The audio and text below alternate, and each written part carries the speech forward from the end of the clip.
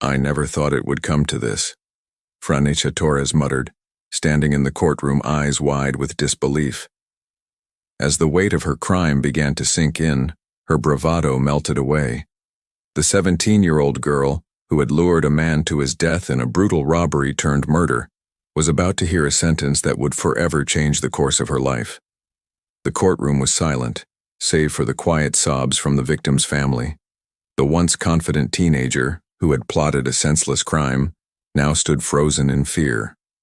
There would be no turning back. This was a moment of reckoning. The tragic case of Franecha Torres and her accomplices, Evans and Khalil Miller, shocked Gwinnett County, Georgia, and ignited a debate over youth crime, gang influence, and justice for minors.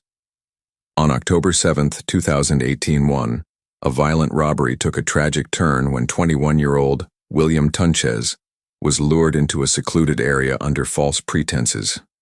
What began as a planned robbery escalated into a brutal murder. The teenage trio, having promised Tunchez sexual services for $300, ambushed him and savagely beat him. The violence didn't stop there. As the group grew tired of the assault, one of them pulled out a weapon and struck Tunchez with it, ending his life on the spot. After the killing, the teens left him behind, abandoned like a discarded object. They fled with his belongings, convinced they had gotten away with their crime. But the law was closing in. This horrific act would lead to a manhunt, an intense investigation, and eventually, a courtroom battle that would unravel the lives of all involved. This was not just a case of a robbery gone wrong. This was a crime fueled by violence, gang influence, and a tragic misunderstanding of life's value. Before we dive deeper into the shocking details of this case, where are you watching from? I'd love to hear your thoughts and engage with you throughout the story.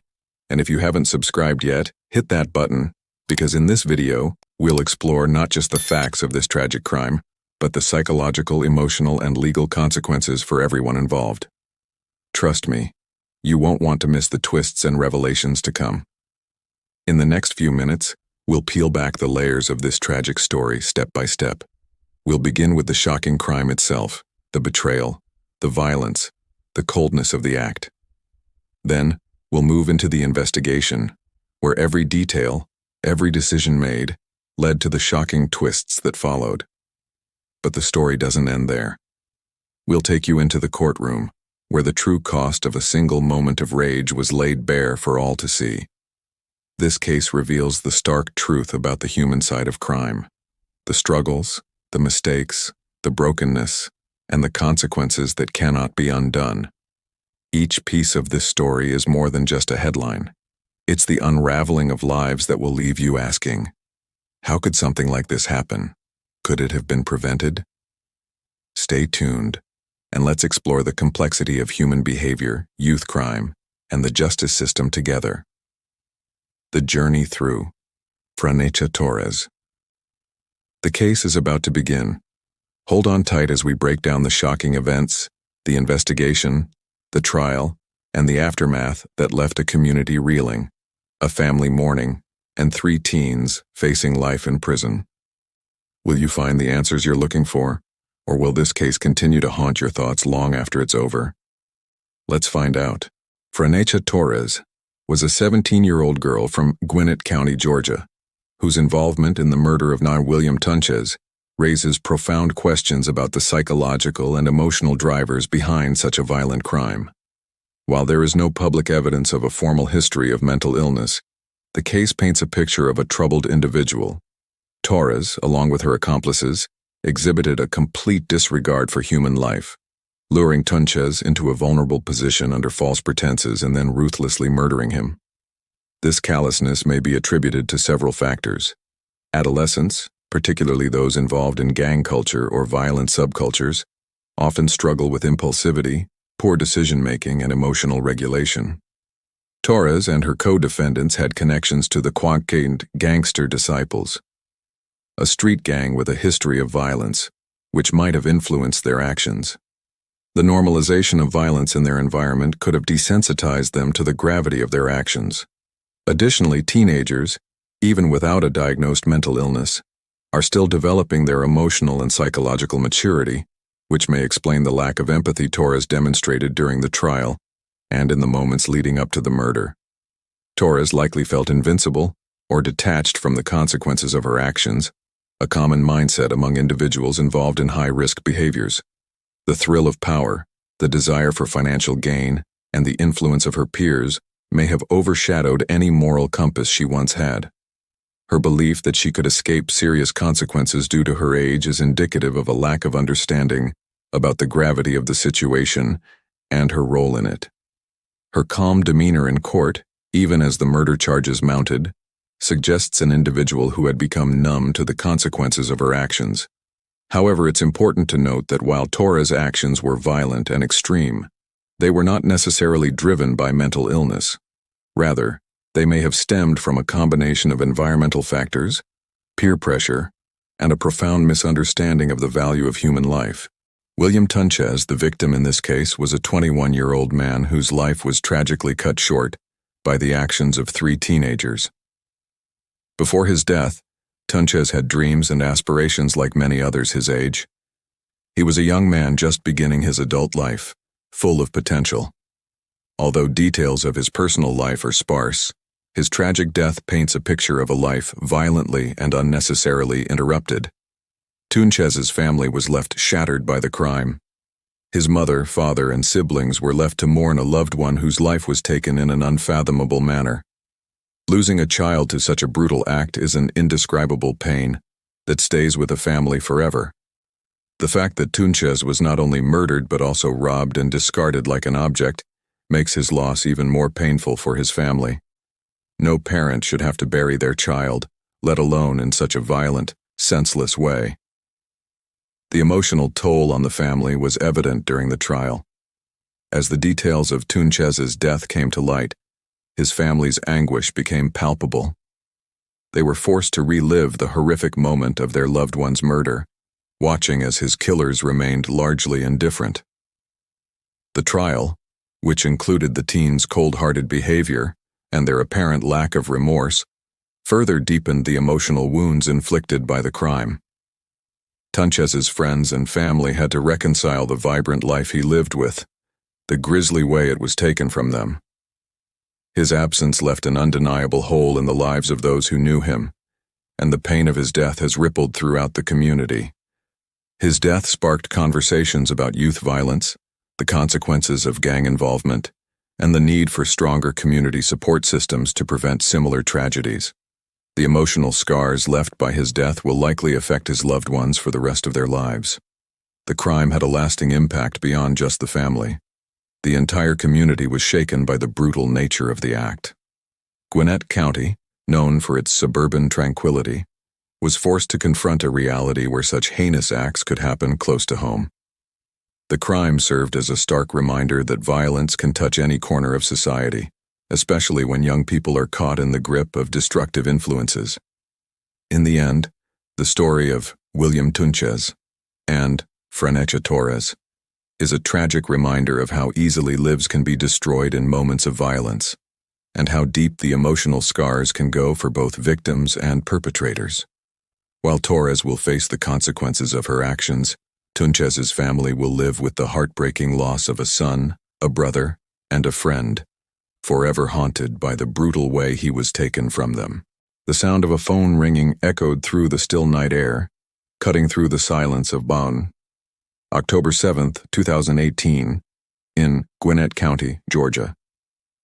It was the moment William Tunchez realized he had made a fatal mistake. He had been lured under false pretenses, promised a sexual encounter for $300, and directed to a secluded spot. As he pulled into the darkened area, his headlights illuminated 3 figures waiting in the shadows: Franecha Torres, Nicholas Evans, and Khalil Miller. At first it seemed like a simple transaction, but it would quickly escalate into a nightmare. Without warning, they rushed toward him. There was no negotiation, no further words. They didn't need to say anything. Evans, who was holding a weapon, lunged at Tunchez. The moment he raised it, the violence erupted. First, a strike to the back, then more as they pushed him to the ground. He tried to fight back, his hands trembling with fear. But it was too late. The group descended upon him with brutal force. Torres, who had arranged the meeting, watched with cold indifference. The adrenaline in the air was palpable. Everything moved too fast. Evans hit Tunchez again and again, each blow more intense than the last. Miller, not far behind, grabbed Tunchez's belongings, his phone, his wallet, items that would not satisfy the hunger of these attackers. They wanted more. They needed to prove something, or perhaps nothing at all. Tunchez was pinned beneath the assault, the ground rough against his skin as he struggled to stay conscious. His mind raced, probably hoping this was some twisted prank. But the truth was clearer by the second. He wasn't going to make it out. It was then that Miller, as if on cue, produced a weapon. A sharp final blow came from behind, a strike to his head that ended the struggle. Tunchez's body went limp in an instant. There was no hesitation, no mercy. They stood over him for a moment, staring at the life they had just taken. The act of violence seemed almost routine to them, the coldness in their eyes unmistakable. What followed was a disturbing indifference. They left Tunchez's body behind, abandoned in the cold, now just another victim discarded like trash. His phone, wallet, and any trace of the humanity he had left were taken, leaving no sign of who he was. Just another casualty of reckless violence. The group walked away into the night, not with the satisfaction of a clean crime, but the empty feeling of an act they would struggle to escape for the rest of their lives. This was no longer about the money. It was about something far darker, something inside them that could never be undone. The police arrived soon after, alerted by a witness who had seen the group near the scene. But by then, it was too late. Tunchez's final moments were lost to the brutality of three teens who thought themselves invincible, unaware that their crime would forever alter the lives of those left behind. The twisted finality of that night had begun. The investigation into the brutal murder of William Tunchez began immediately after the discovery of his body behind a house in Gwinnett County. Initially, there were few leads, but law enforcement quickly set to work piecing together the details. A key witness had seen a group of teenagers near the crime scene on the night of the murder, and this sighting became the first significant lead. The witness described the group as acting suspiciously, which prompted detectives to turn their focus to a local gang. The Gangster Disciples, who were rumored to be active in the area. Within days, investigators discovered that the victim's phone had been stolen and traced it to a series of calls made from a nearby location. This breakthrough led them to Nicholas Evans and Khalil Miller. They were initially hesitant to speak with the police, but under interrogation, they cracked, revealing Franecha Torres as the third participant in the crime. Torres had arranged the meeting with Tunchez, leading to the violent robbery that spiraled out of control. The teens' statements and the evidence collected from their phones, photos of stolen goods and messages about the crime, painted a damning picture. Despite the confessions from Evans and Miller, Torres remained silent at first, showing no remorse. But the investigation was far from over. Evidence of the group's gang affiliation raised questions about the motivations behind the murder, but authorities were clear. Their actions were fueled by an intention to rob and kill, not a deeper gang conflict. The teens were arrested and their trial began a few months later, attracting local media attention due to the shock of the crime, the involvement of minors, and the brutality displayed.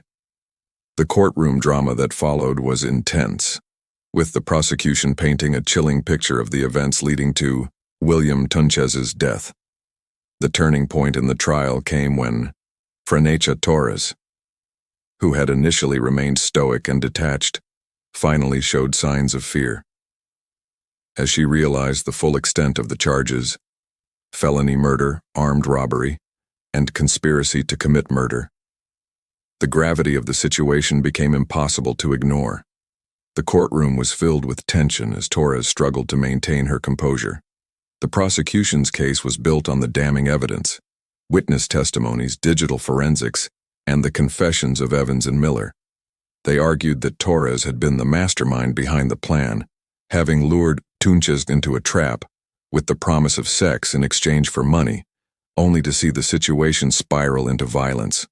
The brutality of the murder was emphasized during the trial, with emotional testimonies from Tunchez's family, who described the anguish of losing their son in such a senseless way.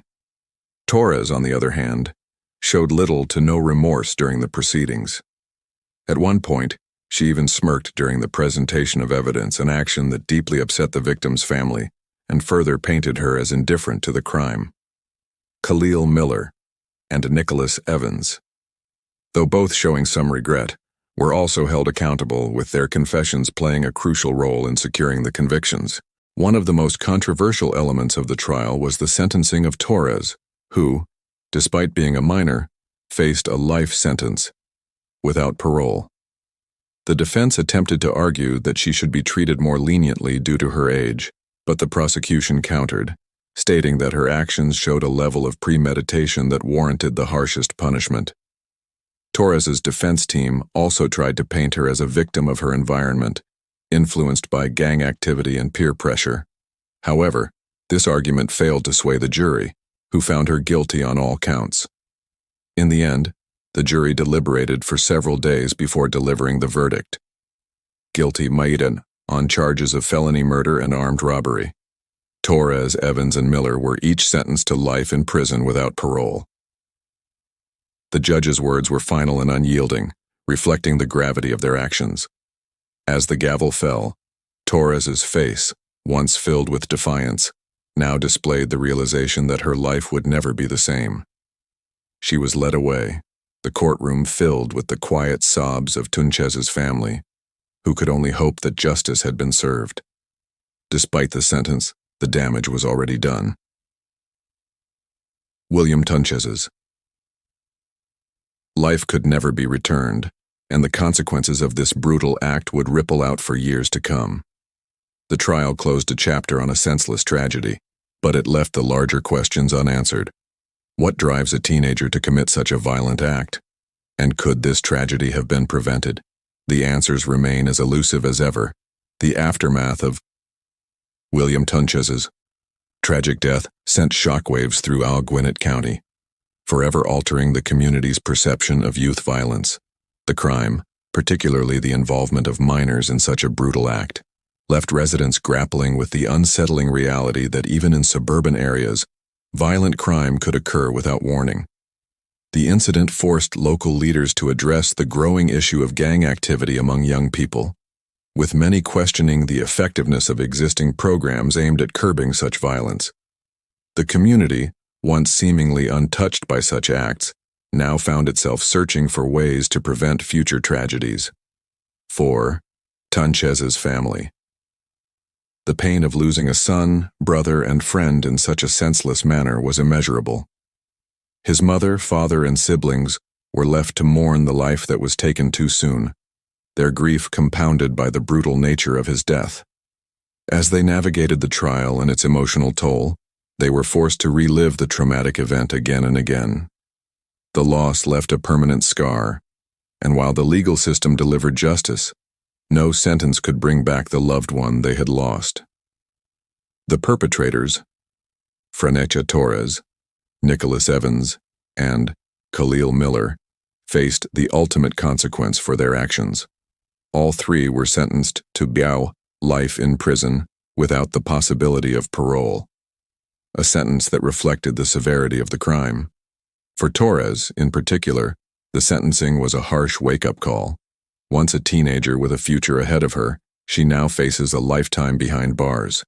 Her case sparked debates about juvenile justice, with some arguing that her age and lack of a criminal history should have resulted in a lesser sentence, while others believed that the brutality of the crime warranted such a harsh punishment. The lasting societal effect of this case is a heightened awareness of the dangers posed by gang influence on youth and the potential for violence to erupt even in the most seemingly innocent of situations. The case of Franecha Torres and her co-defendants, Nicholas Evans and Khalil Miller, represents a harrowing tragedy that has left an indelible mark on the lives of all involved, the victim, his family, and the community at large. It serves as a stark reminder of how fragile human life is and how quickly it can be shattered by the actions of individuals who have lost their way. At the heart of this tragedy is the question of how a group of teenagers could commit such a brutal act. While the perpetrators have been held accountable, the root causes of their behavior remain complex and multifaceted. Gang influence, peer pressure, and a lack of empathy seem to have played significant roles in pushing them to commit an act of violence so extreme.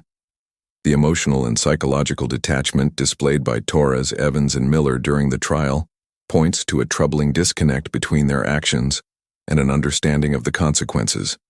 These were not isolated individuals, but rather products of a broader social environment that failed to provide the support and guidance they needed during their formative years. The aftermath of the crime has left William Tunchez's family devastated. Their son, brother, and friend was taken from them in a senseless act of violence, leaving them to grieve a loss that could never be replaced. No conviction, no sentence could bring him back. For them, the pain of that night will never fully heal. At the same time, the perpetrators face a future of incarceration, forced to reckon with the consequences of their actions. The case also highlights the flaws in our societal systems, where youth are often neglected, and the path to violent crime is not addressed until it is too late. This story, though tragic, offers us an opportunity to reflect on the broader societal issues that allowed such a senseless act to unfold. Mental illness, neglect, and violence are often cited as contributing factors in these kinds of cases. But perhaps the most significant takeaway is the societal failure to intervene in time to prevent such a tragedy. The question we must ask ourselves is, how can we, as a society, do better?